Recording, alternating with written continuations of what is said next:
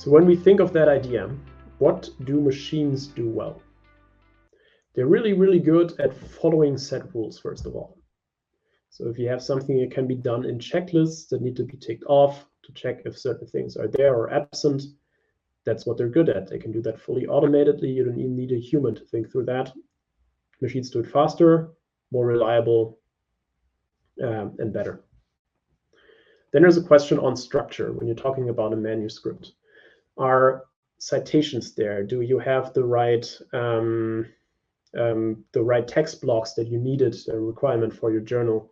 Do you have figures, and are these figures matching to where they should be? Are the tables there? And also, are the right figures quoted at the right points in time? You cannot imagine how many manuscripts show up with these small errors, and these can happen. This is really small issues if you change a figure later on and 2a becomes 2b. It's no biggie at all, but these errors add up.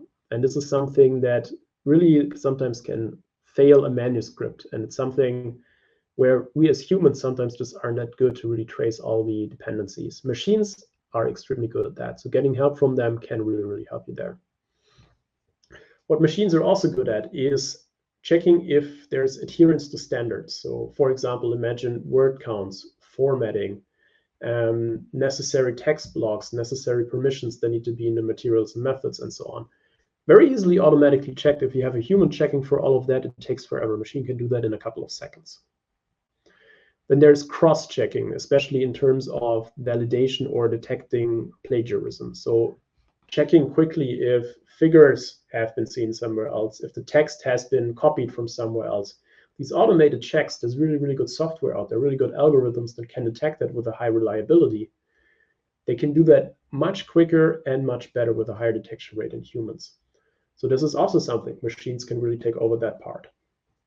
Then when we talk about language quality, this can be relatively subjective. By now, with the advances that we've had over the last years, the language quality improvements that can be achieved with automated systems has dramatically increased, and a baseline check can be easily done by a machine. Just imagine how good the text is that you're getting back from ChatGPT already today. Just on the language side. I'm not talking about the content, but the language.